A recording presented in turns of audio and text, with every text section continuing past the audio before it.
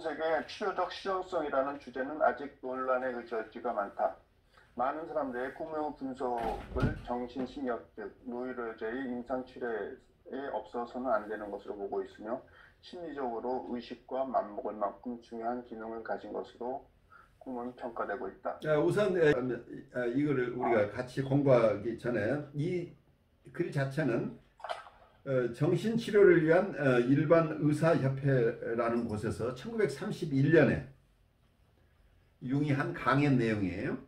그래서 1931년에 쓰인 글이라는 것을 감안하고 1931년에 강연한 내용을 나중에 글로 옮긴 것이라는 걸 이해하시면서 따라가 보죠. 이와는 달리 꿈의 분석의 효용성을 논박하고 꿈을 그저 하나의 사소한 정신적 부상물로서 생각하는 사람들도 있다. 그러나 신경증의 원인에서 무의식의 결정적인 역할을 한다는 견해들은 당연히 무의식의 직접적 표현인 꿈이 기본적으로 실존적 의미를 가지고 있다고 인정한다. 마찬가지로 무의식을 부인하거나 무의식의 신경증 원인을 제시롭지 않은 것이라 여기는 관점에서는 당연히 꿈의 분석도 불필요한 것으로 설명한다. 지네 브로아드, 그의 많은 사람들이 업적을 논해하더라도 카루스가 무의식의 개념을 형성한 지 50년 이상이 지났고 칸트가 헤아릴 수 없는 어두운 관념의 영역을 말한 지 100년, 라이프니츠가 무의식적인 마음을 가정한 지 200년이 된 서력 1931년에 이 모든 것에도 불구하고 무의식적인 존재 여부를 놓고 의견이 분분하다는 것은 한탄할 만한 일이다. 그러나 나의 실제적인 문제만을 다루는 여기에서 무의식에 대한 변호를 이뤄낼 생각은 없다. 물론 여기서 다루는 꿈의 분석의 특수한 문제는 무의식적인 가설에 의존한다.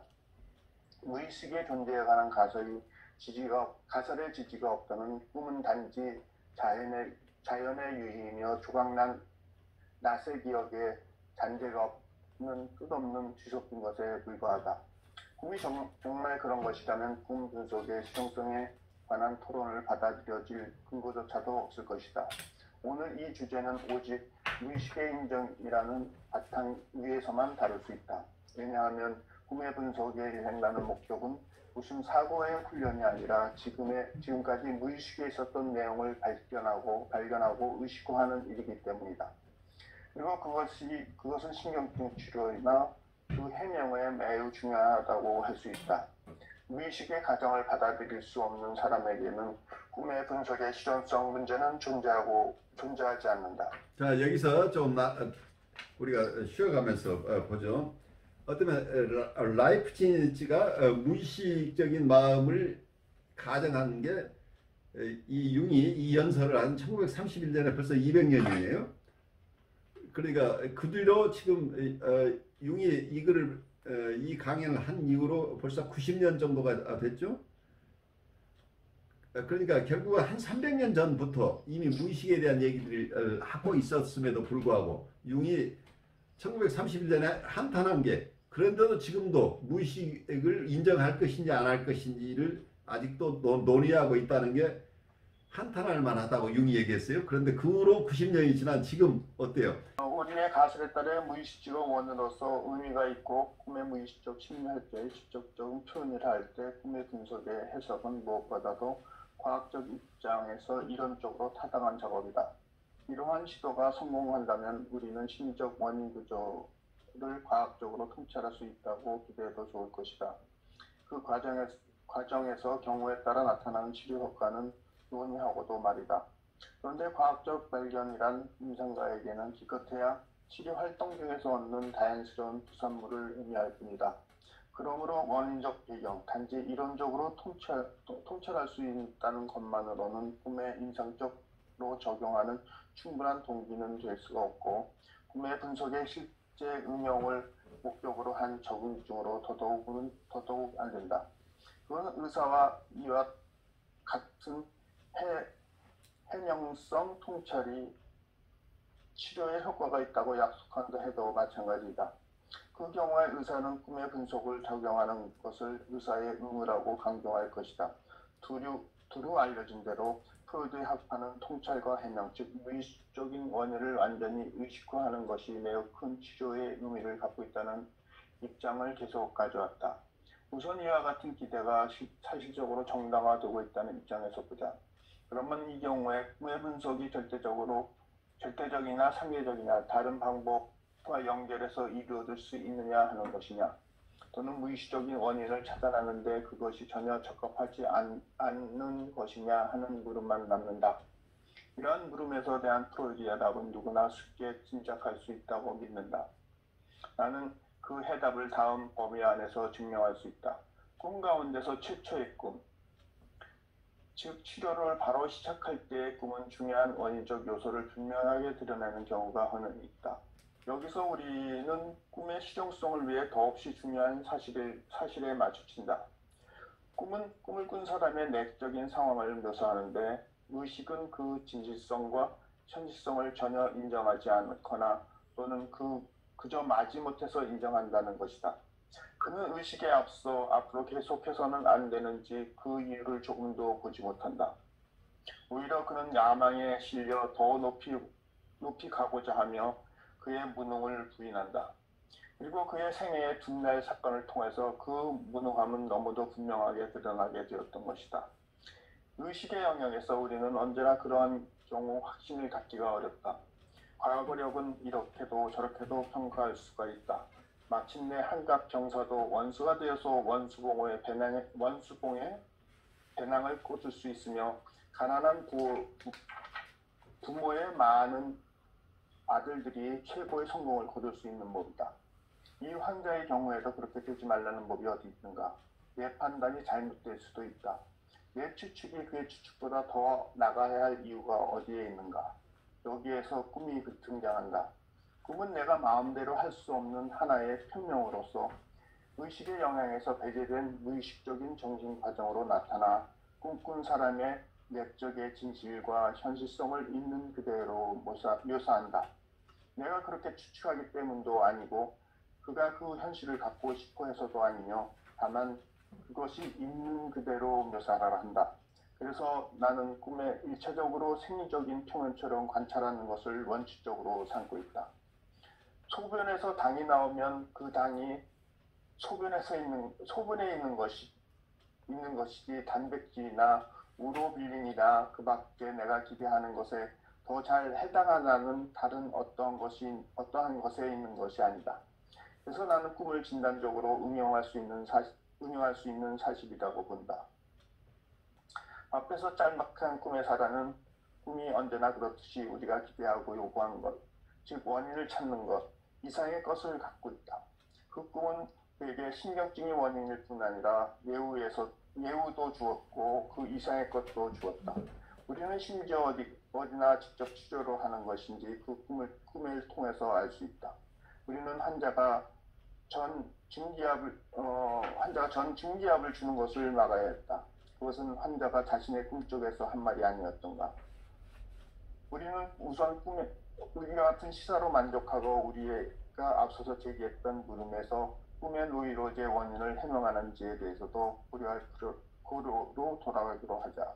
우리가 출발한 가설, 즉 원인이 되는 요인의 이식화는 실외에 없어서는 안 되는 것이라는 가정으로 들어가게 만든다. 이러한 가정 속에서 아직 외상 이론이 듬뿍 숨어 있다. 많은 신경증이 외상인성이라는 사실을 결코 부인하는 것은 아니지만 모든 신경증이 어떠한 어린 시절의 결정적인 외상 체험에서 생긴다는 주장에 대해서는 나는 반대한다. 이러한 견해가 의사에게 그의 주의를 인과적인 과거로 향하도록 그를 묶어놓는다. 그런 자세로는 언제나 무슨 까닭만을 묻고 그만큼 본질적인 무슨 목적으로라는 물음에 대해서 개의치 않는데 이것은 환자에게 큰 손해를 끼친다.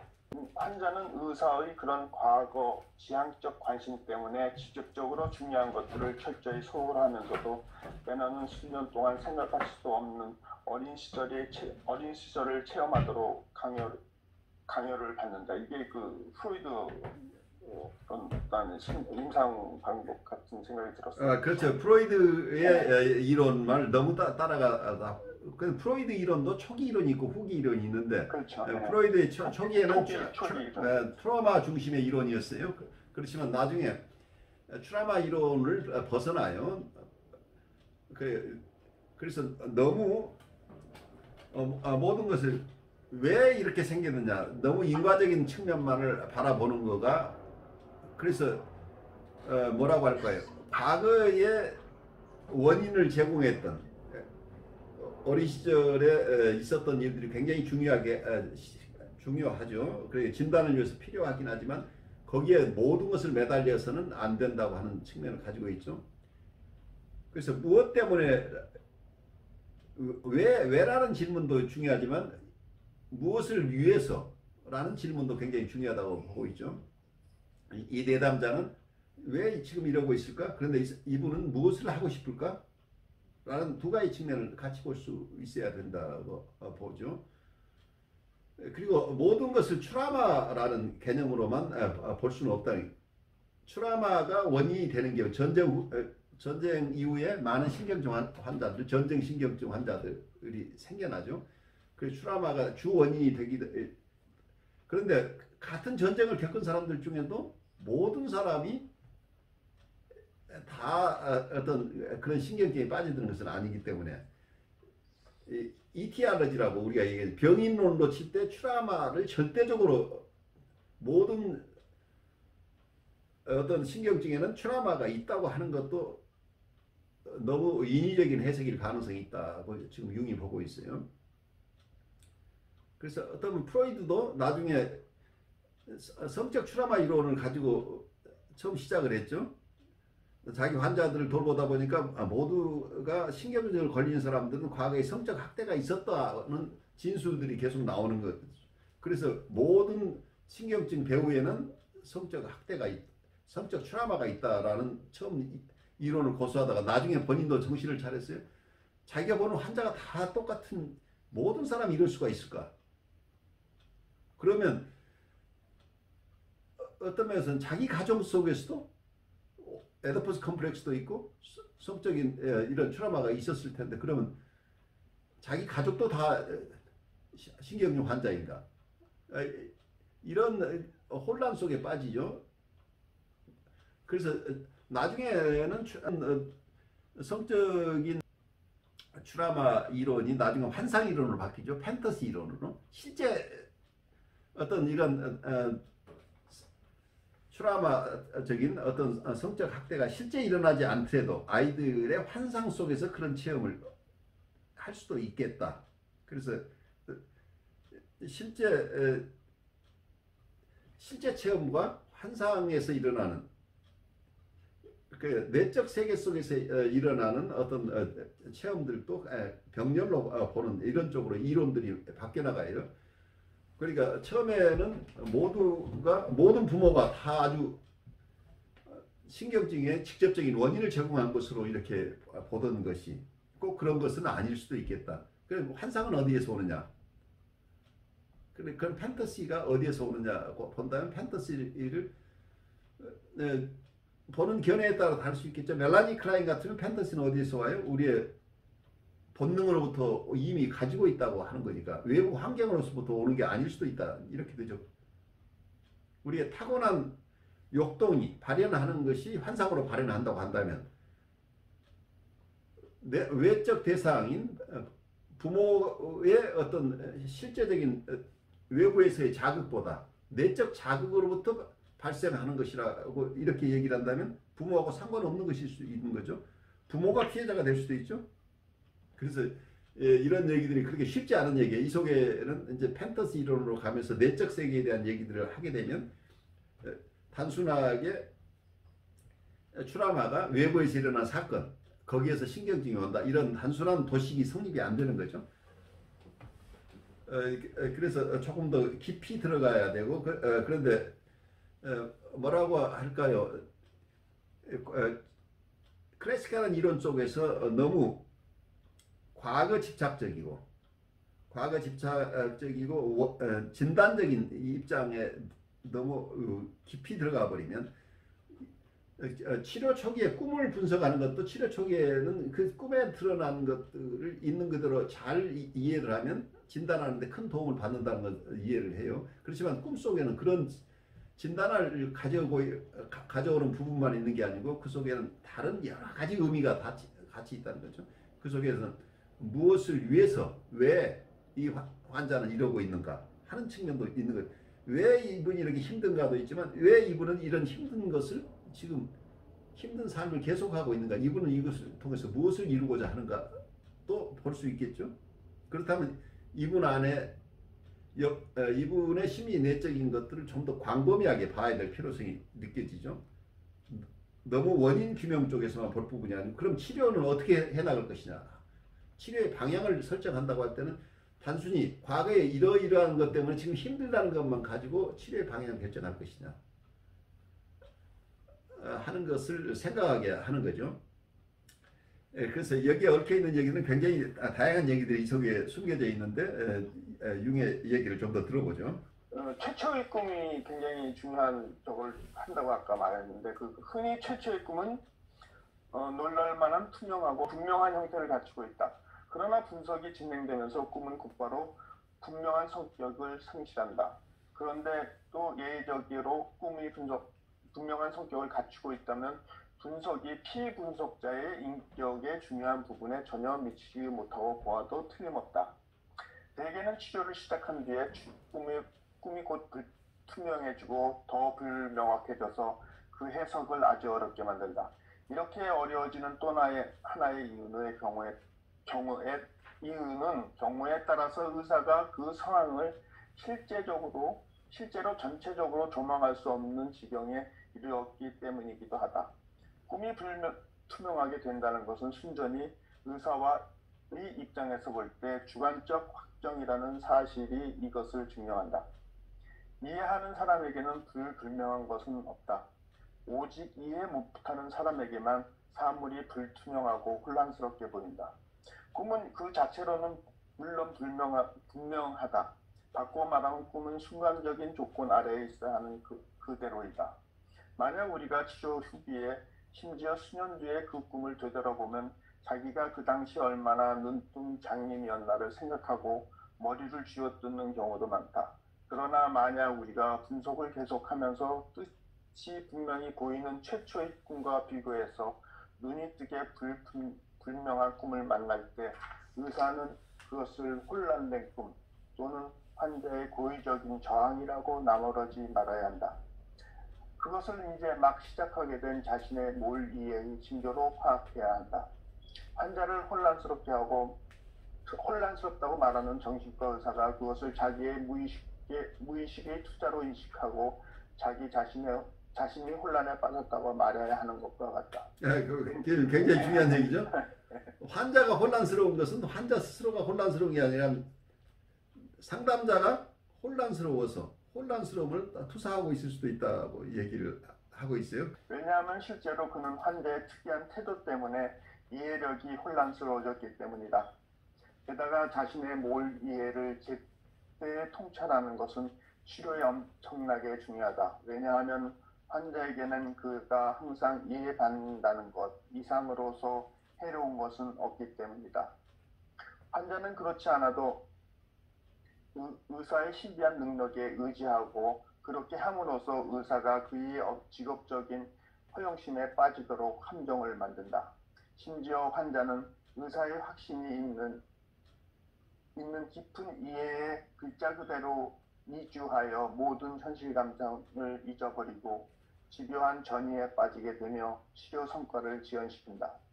요해라는 걸 제가 찾아봐도 요해라는 게 마술적인 요해라고 하는 책이 불교에서 나오는 용어 같아요. 그래서 깨달아 알아듣는 일을 요해라고. 우리말로 번역할 때 그렇게 한 거죠. 예. 난 알다시피 매우 주관적인 과정이다. 의사는 요해했지만 환자는 이해하지 못하는 경우처럼 그것은 아주 일방적일 수 있다. 이 경우에 의사는 환자에 설득하는 것을 자기 의무로 알고 있다. 따라서 환자가 설득되지 않으면 의사는 저항한다고 비난한다. 이 경우 즉 이해가 일반적인 경우에는 나는 주저하지 않고 나의 뭘 이해를 말할 것이다. 왜냐하면 결국 의사가 요해하느냐 않느냐는 하는 것은 그리 중요한 문제가 아니기 때문이다. 모든 것은 환자가 요해하는가에 달려있다. 그러므로 요해는 동일해야 한다. 즉 함께 심사숙고한 것의 열매이다. 일반적인 이해의 위험성은 의사가 선입견으로 꿈을 판단하는 데 있다. 비록 그 판단이 정통적인 학설과 일치하고 심지어 근본적으로 옳은 것이었다고 말이다. 그런 판단은 환자의 자유로운 동의에 미치지 못하는 실제로는 옳지 않은 판단이다.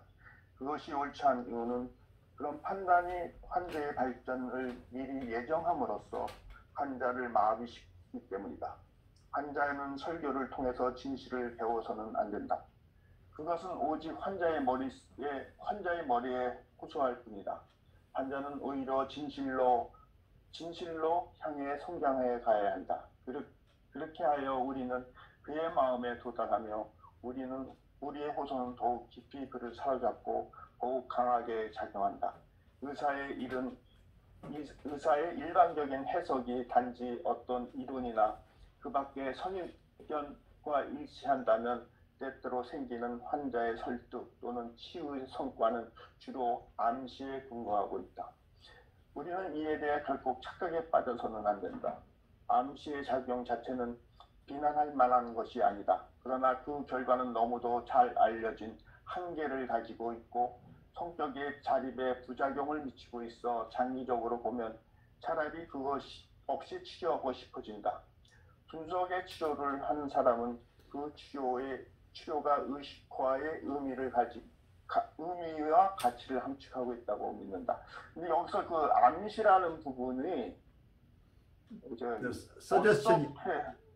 서제스천이라는 얘기죠. 말하자면 이렇게 얘기를 좀 해. 여기서 요해라는 얘기도 나오고 여러 가지 얘기가 나오는데 프로이드가 얘기할 때는 해석이라는 개념을 가지고 있죠.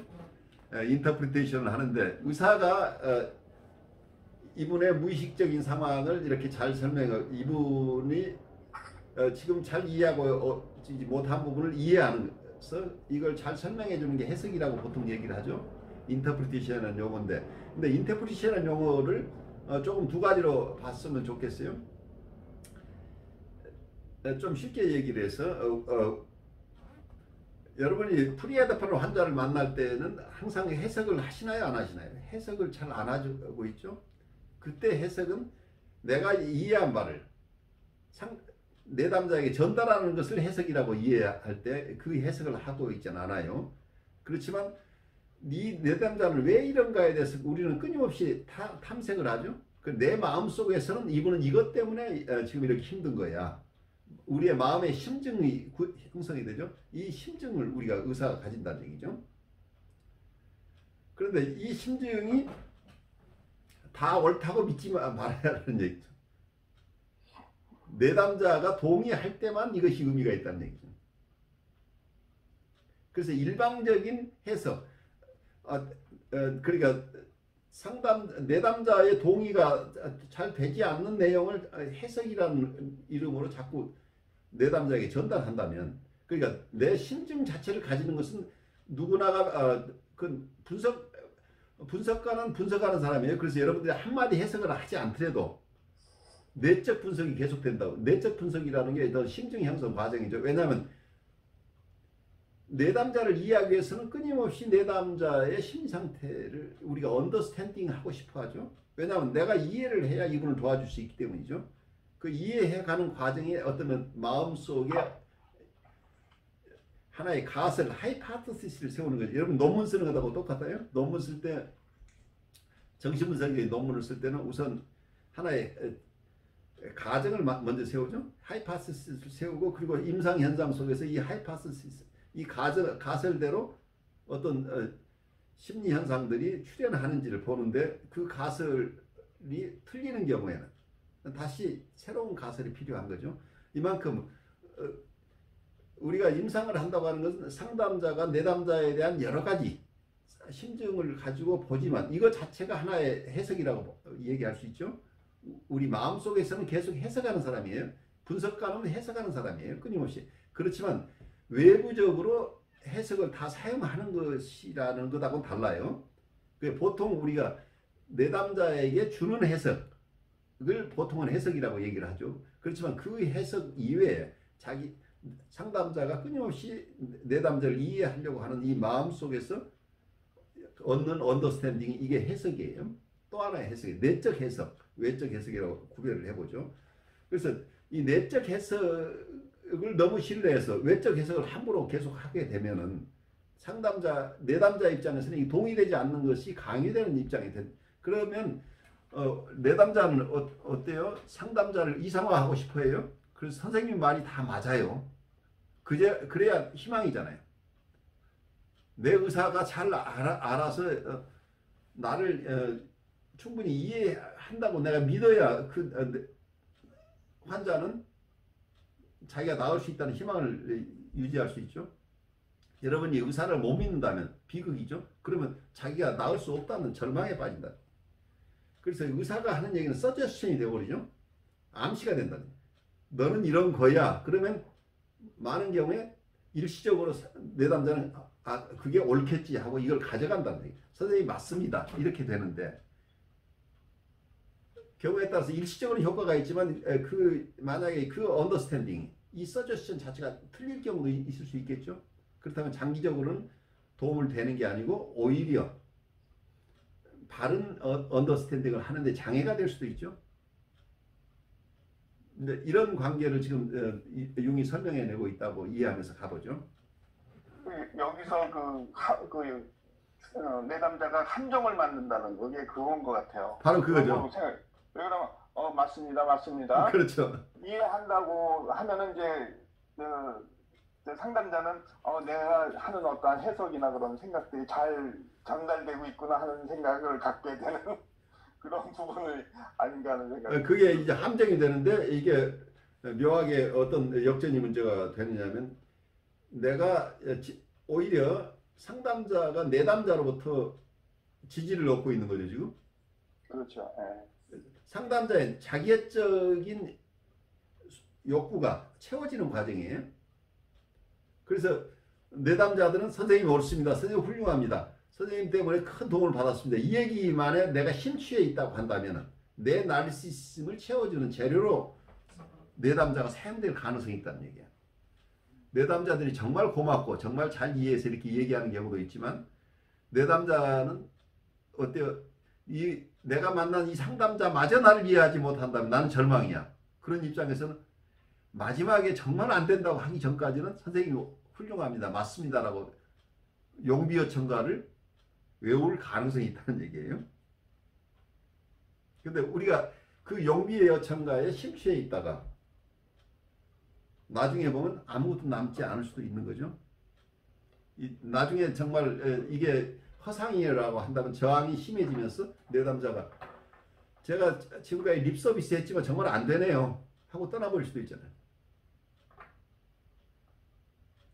그래서 여기에서 내담자가 정말 동의하는 어떤 해석이라고 하는 것은 굉장히 중요하겠죠. 그런데 내담자가 그 지점까지 가지 않았는데 우리가 해석을 강요하는 경우 어쩌면 프로이드의 글을 읽어도 어떨 때는 내담자가 따라오지 않는데 초기에 프로이드의 어떤 저술들을 보면 계속 너는 이거야 하고 강요 몇 달씩 하다 보면 내담자가 맞습니다 하고 결국 승복하는 모습으로 이렇게 오는 이런 사례들을 읽으면서 내가 공감하지 못했던 부분 이게 강요하고 있는 거 아니야. 이게 자기 생각을 주입시켜서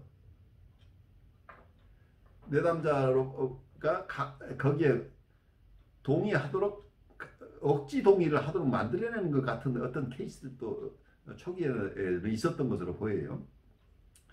그래서 어쩌면 프로이드도 초기에 어떤 이런 서제션, 암시에 많이 의존했었던 것으로 보여요. 왜냐하면 처음부터 힙노시스라고 최면을 중심으로 처음 치료를 시작을 했기 때문에 그 뒤에도 치료가 최면을 사용하지 않지만 그래도 암시라는 것을 상당히 의존했던 시절이 있었겠죠. 그렇지만 점점 더 자유현상을 통해서 자유현상을 한다고 하는 것은 내담자 중심의 상담으로 가는 거죠. 자유현상 자체가 상담자 안에 있는 것들이 나오는 거죠. 자유현상이라고 한다면 상담자가 아니라 내담자 스스로가 자유현상을 하도록 하면 내담자 안에 있는 무의식이 출현할 수 있도록 허용하는 거죠. 그러면 상담자가 가진 것을 강요하지 않는 입장이 돼야만 이게 가능해지죠. 그런 측면에서 어쩌면 내담자 중심의 상담의 원류가 정신분석이라는 걸 여러분이 이해하셔야 돼요.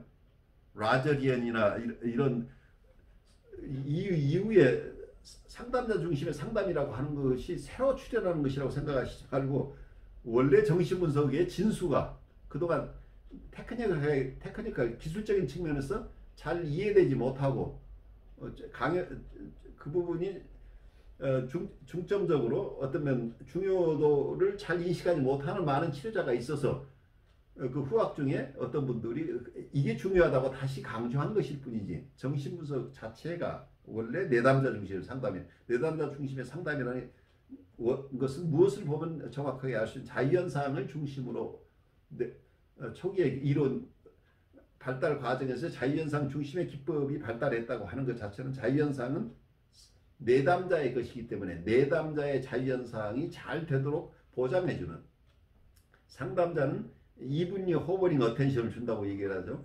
상담자는 편견에 사로잡히지 않고 고르게 어텐션을 주어서 내담자가 어떤 얘기를 하든 그걸 다 어느 한쪽에 치우치지 않고 공평하게 그 내담자의 진술이나 내담자의 태도나 어떤 것이든 내담자로부터 나오는 자료들, 머티리얼들을 아주 균형 있게 바라보는 시각을 가져야 된다. 그렇다면 내담자의 것이 중요하다라는 쪽으로 기법들이 계속 발달해 나가요. 그런 점에서 정신분석이 발달하는 과정을 우리가 이해하면 좋겠어요. 의식적인 암시를 피하고자 하는 사람은 환자와 동의에 도달하는 방식이 발견되기까지 꿈의 해석이 부여라고 보아한다. 그 내용이 불투명하여 의사나 환자가 이해할 수 없다고 하는 꿈을 치료할 때 그 기본 규칙을 준수하는 것이 필수적이라고 생각한다. 그 융이 여기서 강조하고 있는 것도 내담자 중심의 꿈 분석을 얘기하고 있죠. 네. 너무 우리가 잘난 체 하지 말라는 얘기를 지금 하고 있어요. 우리가 빠지기 쉬운 함정이죠. 상담자가 빠지기 쉬운 함정. 나한테 떠오르는 생각이 야 이게 기막힌 생각이야. 내가 교과서에서 봤던 거 여기 나와 있네. 우리가 너무 쉽게 자화자찬에 빠져서는 안 되는 거죠. 내담자가 공감하지 않고 동의하지 않는 것을 함부로 강요하려고 해서는 안 된다는 얘기를 하고 있어요. 여기 이제 중간에 이제 하느님이라는 말이 딱 한 번 나오더라고요. 그래요. 의사는 그런 꿈을 항상 새로운 사실, 아직 알려지지 않은 성질, 여러 조건들에 관한 정보라고 보아야 한다. 그것은 의사나 환자에게 배울 것이 많은 정보이다. 의사나 환자가 배울 것이 많은 정보이다. 그가 꿈을 해석할 때마다 이론적인 전체를 포기하고 모든 개별적인 경우 전혀 새로운 꿈 이론을 발견하려고 노력해야 한다는 것도 너무 당연하다. 왜냐하면 여기에서 개척해야 할 끝없는 장이 열려있기 때문이다. 꿈이 단지 억압된 욕구의 충족이라는 것은 이미 아득한 시대의 뒤진 관점이다. 이게 바로 프로이드의 초기 꿈 분석이란 1900년도에 출간된 꿈 분석에서 나오는 주된 주장이 꿈은 위시 풀필먼트다. 소망 충족이다라고 하는 이론이에요. 근데 그 이론이 중요한 이론이긴 하지만 이미 그건 과거의 이론이다. 그렇게 좁게만 볼 부분은 아니다. 꿈에는 엄청나게 많은 부분이 있다라는 얘기를 하고 있어요. 꿈을 너무 좁게 해석하는 것에 대한 경종을 울리고 있는 거죠. 물론 충족된 욕구나 근심이 나타나는 꿈도 있다. 그러나 이 밖에 무엇이든 없겠는가. 꿈에는 냉정한 현실, 철학적 문장, 착각, 거친 환상, 추억, 계획, 예측, 심지어 텔레파시적인 환상, 비합리적인 체험들, 그리고 그 밖에 무엇이 있는지는 하나님만이 안다. 여기서는 아무도 모른다는 얘기를 네. 신만이 안다 이제 이런 식으로 표현한 거예요. 수사적인 표현이죠. 네. 그러나 우리는 결코 잊어서는 안 될 한 가지 사실이 있다. 우리의 삶의 거의 절반이 무의식적인 상태에 영위되고 있다는 사실이다. 무의식적인 특수한 의식적 표명은 꿈이다. 시몬의 낮은 측면, 즉 의식이 가지듯 또한 밤의 측면, 즉 무의식의 정신적인 기능의 활동과 또한 가지고 있는 일련의 꿈과 같은 같은 환상으로 파악할 수 있다. 의식에도 욕구와 근심만 있는 게 아니다. 끝없이 많은 다른 것이 있듯이 꿈의 시몬이 그 비슷한 심지어는 그 내용과 삶의 가능성에서 의식보다도 훨씬 더 큰 보배를 마련하고 있을 가능성이 매우 높다. 의식의 본질적인 성질은 집중, 제약, 그리고 백다성이 있기 때문이다. 자, 여기서 굉장히 중요한 얘기를 의식이라는 게 굉장히 한정되어 있다는 얘기를 하고 있죠. 우리의 의식의 세계, 그러니까 이고 컨셔스니스라고 우리가 나라고 믿고 있는 나는 보통 굉장히 의식에서는 어느 것에 집중하고 그리고 어떤 제약 속에 있고 그리고 배타성이 있다는 얘기. 그래서 이건 넓은 세계가 아니고 좁은 세계라는 우리 의식의 세계는. 근데 그 뒤에 있는 시몬의 세계, 어떤 꿈이 어떤 무의식의 발현이라고 한다면은 그 낮에도 이 무의식은 있고 밤에도 무의식은 있겠죠. 그래서 낮에 이 무의식의 의식에 잡혀 나올 수도 있지만 낮에 우리가 백일몽을 통해서 팬타시를 통해서 무의식을 접할 수도 있고 우리가 이해하지 못하지만 내 의식에 간접적으로 영향을 미쳐서 어떤 생각을 하게 되는 거죠. 무의식을 제외한 의식은 없다고 이렇게 이해를 하면 어떨지 싶어요. 우리가 의식하고 있는 건 무의식이 계속 활동하고 있지만 그 위에 어떤 무의식은 상투작용, 의식과 무의식은 상호 교류가 일어나는. 그런데 그 교류가 일어나는 게 극적으로 일어나는 게 꿈이죠. 낮에 의식 속에 있을 때는 어떤 영향을 받는지 잘 모르는 거예요. 의식에 잘 잡혀 나오지 않죠. 그렇지만 어떤 행동화가 일어나거나 할 때는 나중에 보면 이게 무의식이 얼마나 크게 작용했는가를 우리가 이해하지만 일상삶 안에서 우리가 매일 하는 어떤 행동들도 무의식의 영향하에 있겠죠. 여러분이 어느 초등학교 친구를 갑자기 보고 싶어졌어요? 내 의식 속에서는 원인을 찾을 수 없어요? 왜 걔가 보고 싶어질까? 몇 년 동안 본 적이 없는데. 그렇다면 내 무의식 속에 이게 무엇이 나를 지금 자극하고 있을 가능성이 있죠. 내 의식 속에. 그렇다면 꿈속에 갑자기 내가 20년 동안 본 적도 없었던 동네 사람이 갑자기 출연했어요. 그게 뭘까? 이 무의식의 세계가 저런 식으로 지금 튀어나와서 꿈에 이제 드러나는데 의식의 세계가 무의식의 광대한 세계 속의 극히 일부라고 이해를 한다면 꿈의 기능도 억압된 욕구 충족이라는 측면에서만 꿈의 세계를 이해한다는 것은 얼마나 좁냐는 얘기예요.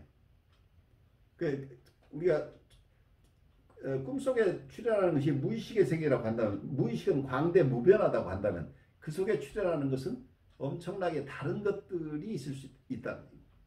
어떤 경우는 제가 꿈속에 낮에 하던 작업을 계속 하는 경우도 많이 있어요. 여러분들이 체험할지 모르지만 낮에 이러건저런 곰곰이 생각했는데 끝이 안 났는데 저 꿈속에서 비몽사몽간에 그 해결책을 뭔가 생각하다 이게 괜찮을 것 같은데 하면 꿈을 깨기도 해요.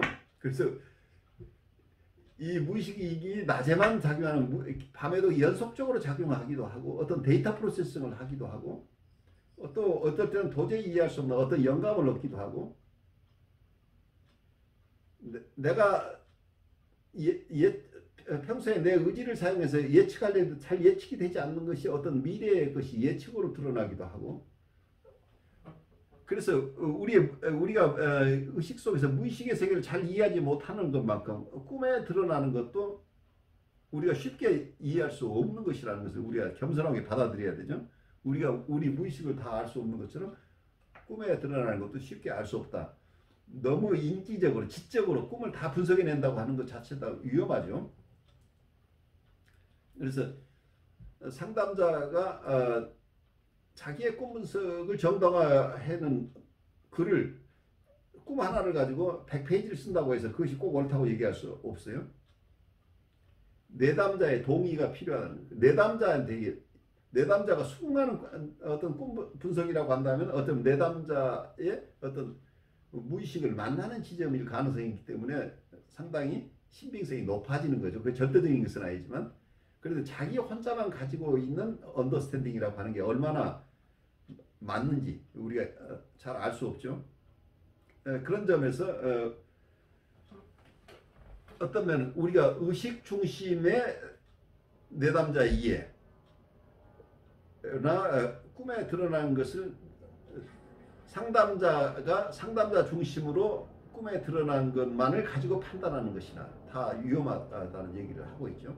무의식은 심지어 그 자신의 이론에 질식할 정도로 얽매이는 경향조차 있다. 그러므로 나는 꿈을 분석할 때 가능한 한 이론에서 비껴서서 본다. 물론 완전한 이론을 떠나는 것은 아니다. 왜냐하면 사물을 분명히 파악할 수 있으려면 언제나 약간의 이론이 필요하기 때문이다. 꿈의 의미를 가지고 있다는 것도 하나의 이론적인 기대이다. 이런 기대가 항상 정확하게 증명되는 것은 아니다. 의사나 환자가 전혀 이해하지 못하는 꿈도 있기 때문이다. 그런데도 나는 꿈을 다뤄 나갈 수 있는 용기를 갖기 위해서 그러한 가정을 세운다. 또 하나의 이론은 꿈의 의식적인 인식에 어떠한 중요한 것을 보태준다는 것. 그렇지 못하는 꿈은 불충분하게 해석되어 있는 경우라는 것이다. 내가 왜 꿈을 분석하는지 그 이유를 나 자신에게 확실히 하기 위해서 이러한 가설을 세워야 했다. 다른 가설들, 예컨대 꿈의 기능과 구조에 관한 가설들은 단지 수작업상의 규칙이고 끊임없이 수정할 수 있는 것들이다. 꿈의 분석에서 우리는 속임수에 가득 찬 땅 위를 움직이고 있다는 사실을 한순간도 잊어서는 안 된다. 여기서 가장 확실한 것은 불확실성이다. 꿈 해석자에게 그가 너무나 빨리 해석하지 않도록 하기 위해서 무슨 일을 해도 그저 이해하려고만 하지 말라고 호소하고 싶을 정도이다. 불투명한 꿈에 문제되는 것은 무엇보다도 이해하거나 해석하는 것이 아니고 주의 깊게 꿈의 맥락을 작성하는 일이다. 그러니까 이 부분이 너무 속단하지 말라는 얘기죠. 꿈의 맥락을 잘 이렇게 살펴봐야 주의 깊게 꿈이 어떤 맥락 속에서 이러한 꿈을 꾸게 되었는가를 보는 것이 굉장히 중요한데 너무 빨리 신통하게 내가 이걸 이해하려고 하지 말라는, 어떤 우리의 전능감을 이때 억제해야 되는 거죠. 아니면 너무 쉽게 이해되는 부분이란 그렇죠. 것도 있죠. 이것은 이거다 하고 딱 바로 이렇게 이해되는 것은 좀 이렇게 주의해라는 그런 뜻인지. 그래요. 그렇게 이 꿈을 맥락 속에서 이해. 그래서 여러분들이 언론에서 많은 경우에 왜곡이 일어나는 게 뭐예요? 어떤 사람이 많은 얘기를 했어요. 한 10페이지 정도의 글을 썼어요. 근데 어떤 기자가 그 중에 한 패러그래프만 싹 인용을 해버려요. 그래서 이분은 세상 사람들을 이렇게 낮추어 보고 있다. 이렇게 딱. 그 인격을 그분의 인격이 아주 하찮은 사람으로 매도해 버릴 수도 있어요. 근데 그 전후 맥락을 본다면 그런 생각을 하는 경우가 우리가 많이 있었어요. 근데 그 다음 패러그래프 가면 내가 그것이 얼마나 잘못된다는 것을 깨달았어요 라는 얘기를 하고 있는데, 어느 기자가 그 중에 한 부분만, 어느 한 부분만 그때 내가 그런 생각을 했답니다 라고 하는 것만 딱 가져다가 써버리면 이 사람 아주 흉측한 생각을 하고 있었다고 이렇게 오도될 수 있죠. 그래서 꿈이 진술되는 부분만 보지 말고 어떤 면에서 이 전체 맥락 속에서 보지 않으면 엄청난 왜곡이 일어날 수도 있다고 생각할 수 있겠죠. 그래서 이 맥락으로 보라는 얘기는 굉장히 과학적인 얘기예요. 그 맥락이라는 데서 꿈의 상대에 출발하는 끝없는 자유현상을 말하는 것이 아니라 꿈의 상을 중심으로 객관적으로 군집되어 있고 연상의 고리들을 주의 깊게 의식적으로 조명해내는 것을 말한다. 이런 작업을 위해 많은 환자가 먼저 훈련을 받아야 한다. 왜냐하면 의사와 마찬가지로 환자도 즉시 이해하고 바로 해석하고자 하는 참을 수 없는 성향을 가지고 있기 때문이다. 특히 이러한 경향은 사람들은 설익은 독서라든가 약간 빗나간 분석 등 왜곡된 교육을 받았을 때 볼 수 있다. 그들은 먼저 이론적인 연상을 한다. 즉 이해하는 동시에 해석하면서 연상하고는 가능한 그 속에 머물고자 한다. 그러나 의식처럼 그 즉시 꿈의 배후에 돌아가고자 하는 배후에 도달하고자 한다. 여기서 그러니까 여기서 내담자도 의사처럼 즉시 하고 싶어 즉시 이해를 하고 싶어하는 거죠. 그러니까 의사에게도 그런 경향이 있지만 내담자도 즉시 꿈의 의미를 바로 파악하고 싶어하는 욕구가 있다는 얘기죠. 그들은 의사처럼 즉시 꿈의 배후에 도달하고자 한다. 꿈은 하나의 안면일 뿐 진정한 의미를 감추고 있다는 잘못된 가정을 한다. 대부분 가오에서는 기만 또는 속임수의 왜곡된 상의 결코 아니다. 그것은 시의 내용에 해당하며 심지어 그 내면을 곧바로 보여주는 경우도 많다. 마찬가지로 현시된 꿈의 상도 꿈 그 자체이고 온전한 의미를 포함하고 있다. 내가 소변에 당을 발견했으면 그것은 당이지 단백이 아니다. 프로이드가 꿈의 안면이라고 명명한 것은 꿈의 불투명성을 말한 것이다. 그러나 그것은 사실 꿈에 대한 진료자의 모리의 단순한 투사이다. 즉 사람들은 꿈에 대해서 어떠한 통찰도 가지지 못했기 때문에 안면을 말하고 있는 것이다. 그러므로 차라리 우리는 이렇게 말해 오를 것이다. 문제되는 것은 이해할 수 없는 문장과도 같은 것인데 그것은 안면이 아니고 우리가 단지 해석할 수 없는 것이라고. 그러면 우리는 그 뒤에 무엇이 있는지 해석할 필요가 없으며 그 꿈을 해석하는 방법을 배워야 할 것이다. 여기는 굉장히 중요한 얘기를 하고 있죠. 네. 어떤 면에서는 꿈의 이론에 프로이드의 이론 속에서는 우리의 꿈을 잠재몽과 현재몽으로 얘기를 하죠. 숨겨져 있는 꿈과 우리가 의식으로 잡아낸 꿈, 의식으로 드러나서 우리가 얘기하고 있는 꿈 그 밑에는 실제적으로 억압된 소망들이 있는 잠재적인 어떤 꿈이 있다라고 보는 거죠. 그래서 항상 전면에 드러나는 거 믿지 말고 그 밑에 의미를 찾아라 이렇게 보고 있는 거죠. 그래서 겉으로 드러나는 것은 하나의 위장일 가능성이 있다. 위장이라고 하는 개념을 꿈 분석에서 사용하고 있어요. 그런데 융은 견해가 지금 다르죠. 그건 위장이 아니고 실제 그것이 꿈 그 자체가 의미가 있다. 현재몽 자체를 우리가 이해할 수 없어서 그 속에 뭐가 숨겨져 있다고 보는 것일 수도 있다는 얘기입니다. 이게 굉장히 큰 차이예요. 네. 그 어떻게 보면 꿈 자체를 그대로 해석할 수 있어야 되는. 대면제가 어떤 그 아주 반론하는 그런 내용이었어요. 그렇죠. 그러니까 말하자면 이렇게 보세요.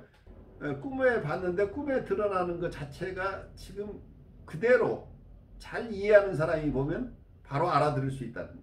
근데 이게 위장된 게 아니고 실제 꿈속에서 그 사람의 자기 모습을 드러내고 있는 것인데 이건 하나의 위장이고 그 뒤에 숨어 있는 게 있다고 보는 2단계적인 어떤 분석 방법을 여기서는 별로 탐탁하게 여기고 있지 않죠. 이걸 잘 이해하는 분은 바로 그 꿈 자체를 가지고 직접 해석해낼 수 있을 것이다 라고 지금 보고 있는 거죠.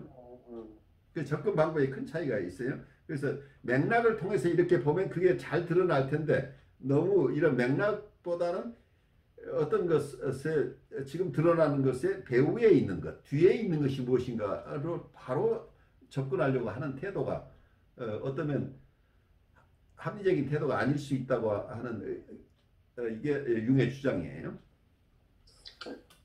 그 다음에 그 꿈을 해석하는 방법을 배워야 할 것인다 이렇게 말하고선 그 어떻게 하라는 게 좀 나온 것 같아요. 그래서 그런 작업은 이미 말한 대로 맥락을 만들어야 하는 것을 통해서 가장 잘 수행할 수 있다. 소위 자유현상만으로 목표화할 수는 없다. 그것이 또 그것으로 내가 히트족의 빈문을 해석할 수 없는 것이나 마찬가지다. 물론 자유현상을 통해서 나는 나의 모든 콤플렉스를 만날 수 있다. 그러나 그 목적 때문에 꿈이 필요하지는 않다. 나는 경고판이나 신문에 있는 한 문장을 가지고 자유현상을 잘 할 수 있다. 자유현상으로 콤플렉스를 떠오를 수가 있다. 그러나 그 꿈의 의미가 떠오르는 것은 예외에 속한다. 꿈의 의미가 이해하기 위해서는 나는 가능한 꿈의 상에 가까이 가 있어야 한다. 누군가 전나무로 만든 상을 꿈에서 보았다면 그가 그것에 대해서 그 책상을 연상하는 것으로만은 불충분하다. 그 책상이 전나무로 되어 있지 않다는 단순한 이유만으로 불충분하다. 그러나 꿈은 분명히 전나무로 된 상을 말하고 있다.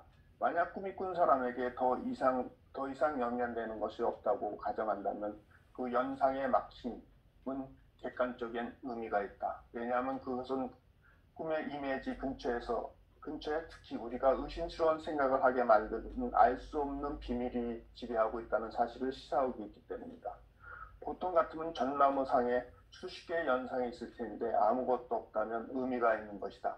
그런 경우에 나는 다시 꿈 이미지로 돌아가 환자에게 보통 이렇게 말하곤 한다. 한번 가정해 보십시오.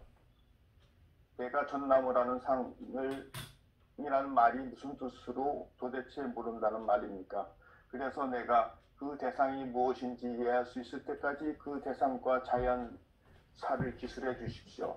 이런 식으로 꿈의 상의 총 맥락을 상당한 정도로 확인하는 데 성공하게 된다. 꿈에 걸쳐 이러한 작업을 하면서 해석 시도를 시작해 볼 수 있다. 모든 해석은 하나같이 가설이다. 위지의 무언을 잇는 것도 시도일 뿐이다. 그래서 그 밑에서 5번째 분은 환자들에게 그들의 꿈의 해석을 주의 깊게 적어 놓은 것을 권한다. 우선 꿈 분석에서는 그 노트를 항상 갖고 있는 것 같아요. 예. 그러니까 일어나면 바로 적으라고 그거 하시는 분들에 한해서는. 네. 그러면 좀 이게 여기서 제가 이렇게 좀 이렇게 생각나는 것은요. TV에서 어떤 다큐멘터리를 하나 봤는데 꿈에 대한 다큐멘터리였어요. 근데 거기서 이제 우리가 이제 아까 낮에 대한 어떠한 일어난 일을 렘 수면 상태에서 이렇게 정리한다고 그러잖아요. 예, 예. 정리하는 과정에서 이걸 읽으면서 제가 생각이 떠오르는 게 뭐냐면은 그때 우리가 아까 교수님께서 말했지만 뭐 공부하고 있다면 그게 꿈에 나타난다고 그러지 않습니까? 예, 예. 하여튼 그런 부분하고, 그러니까 의식적인 부분하고 그 낮에 일어났던 그 무의식적인 부분하고 우리는 꿈에 같이 나타나는 거죠. 그렇죠. 이게 섞여 있죠. 그래서 그 의식적으로 못하는 그 무의식적으로 나타나는 부분을 우리 그 꿈 해석자가 아마 그걸 잘 이렇게 끄집어내서 그 부분이 뭘 의미하는가를 뭐하고 연관돼 있다는 걸 잘 나타내는 것이 아닌가 하는 생각을 좀 했어요. 그래서 우리가 그렇게 생각하니까 조금 이해가 좀 많이 되는 것 같아요. 우리가 두 가지, 그러니까 꿈에서 낮에 했던 일이 나오는 수가 있거든요. 그렇죠. 예. 보면 그게 의식적으로 낮에 어떤 행동에서 의식적으로 의식했던 부분이고. 그게 이제 프로이드는 어떻게 보냐면 낮에 있었던 것의 잔재물. 그 잔재물을 통화한다는 얘기예요. 거기에다가 억압되어 있는 무의식적인 소망, 무의식의 내용이 거기에 함께 간다는 얘기예요. 그러니까 우리가 보는 것은 우리가 오늘 만났던 어떤 대상이 나오지만 거기에 실려 있는 어떤 정서나 생각은 과거의 것이 거기에 편성해서 들어온다는 얘기예요. 그래야 위장돼서 이게 전의식으로 올 수 있다고 본 거예요. 저는 이거 읽으면서 조금 좀 재밌게 읽었던 것 같아요. 뭐 나중에 이제 사례도 좀 나왔는데, 하여튼 융이 어떤 종교 그 어렸을 때 그 아버지에 대한 그런 어떤 문제 때문에 그 종교적인 부분을 많이 조금씩 이렇게 결부시킨 것 같은 생각이 들었어요. 그래서 우리가 이제 이걸 읽으면서 융이 꿈에 대해서는 이제 처음으로 하는데 아까 말씀드렸다시피 꿈이라는 게 그렇게 들어오는 부분이 아닌가 하는 생각을 좀 했어요. 우리의 그 꿈에서 무의식적을 생각하는 저는 꿈을 잘 안 꾸는데 요즘 이걸 해서 읽어서 그런지 꿈이 좀 잘 꾸는 것 같아요. 꿈이 활성화될 가능성이 높아요. 아니요, 그걸 자꾸 기억하려고 하는 그게 있어갖고 제가 조금 저번에는 그 신 선생님인가? 예, 신경 선생님. 예, 그 선생님 꿈이 나와서 첫날, 안 나는 날, 그 꿈에서 나와갖고, 야, 이게 뭔가 하는 생각을 좀 했어요. 그래서 그 꿈이 진짜 사실 무의식에 우리가 잘 이렇게 살펴보면은, 무의식이 그쪽에 많이 나타나는 것 같은 생각을 좀 이해하고 있어요. 예. 이상입니다. 그리고 아까 그 자유현상에 대해서 연상고리라고 얘기를 했는데 우리는 지금 자유현상을 그 성경 묵상할 때 그걸 갖고 자유현상을 하게 만드는데 우리가 꿈꾸는데 그 책임자가 얘기할 때 잘 그거를 이렇게 연상고리 발견되는 부분을 잘 이렇게 끄집어내서 그거의 연관성을 잘 생각하면은 우리도 그렇게 심리 상담할 때 그런 걸 많이 하는 것 같아요.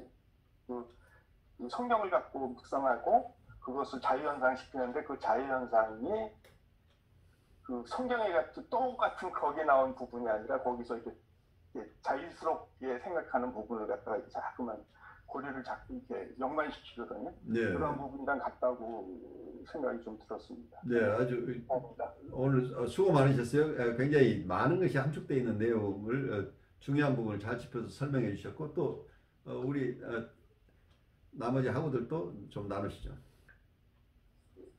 저는 꿈을 사실은 굉장히 많이 꾸는 편이에요. 또 꿈을 꾸다 보면은 실제 그날 일어났던 상황들이 감정 변화가 많이 일어났고 나면은 꿈으로 이렇게 조금 꺼지는 상황들도 많았어요. 또는 꿈이 막 이렇게 끝났는데 다음에 연결해서 꾸는 경우도 있고 하나는 그런 꿈들도 많이 꾸거든요. 아마 그것들은 말씀 듣다 보면은 제가 의식적이지 무의식적이지 제가 아마 했던 그 무의식적이지 의식했던 것들이 꿈을 이렇게 조금은 대변해서 나타났던 것들이 더 나았구나라는 생각을 사실 좀 많이 하게 됐고요.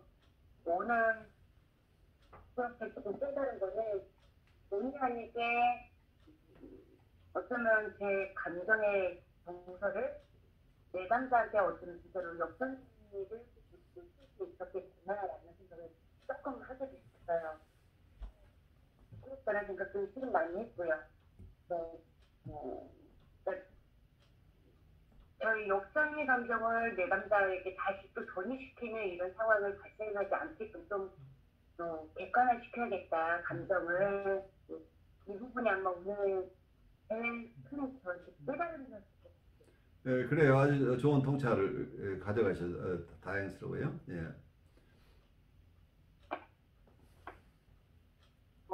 저는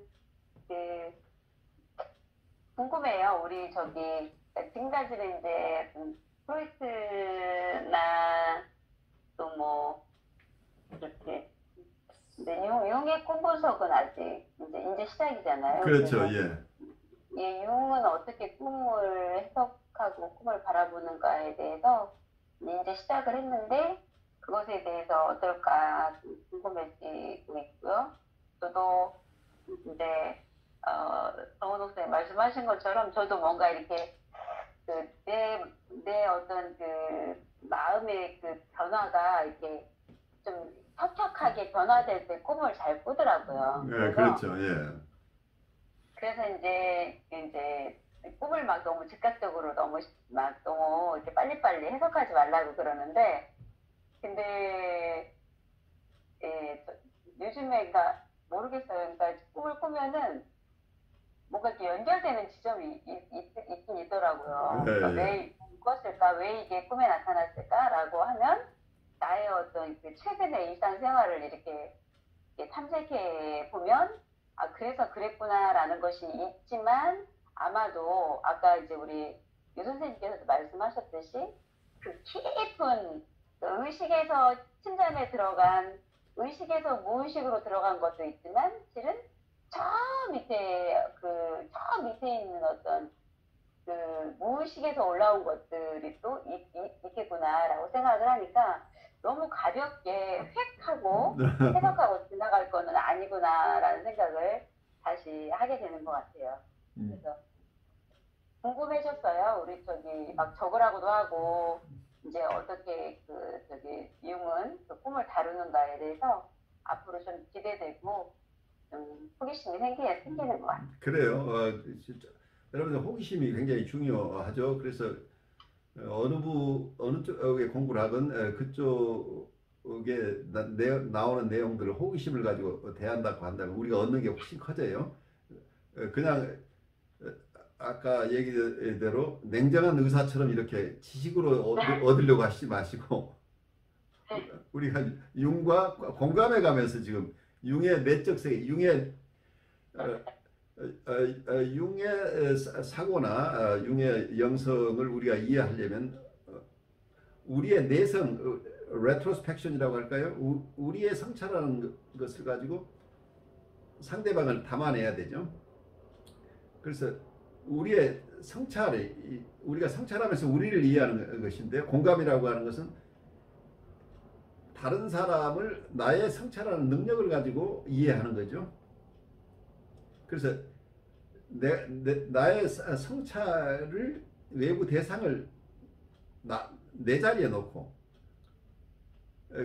내가 나를 살펴보듯이 이 외부 대상을 살펴보는 거라고 이렇게 얘기를 한다면 나의 성찰 능력이 기본이죠. 그러니까 내가 성찰하면서 내한테 일어나는 생각이나 정서를 방해하지 않고 이걸 다 담아낼 수 있는 힘이 있으면 다른 분을 공감할 때도 나의 저항이 훨씬 적어지겠죠. 역적인 저항이. 그래서 어쩌면 내 무의식에 익숙해지는 것하고 내 꿈에 익숙해지는 게 또 다른 분의 꿈을 익숙하게 우리가 조금 더 접할 수 있는 그런 과정이겠죠.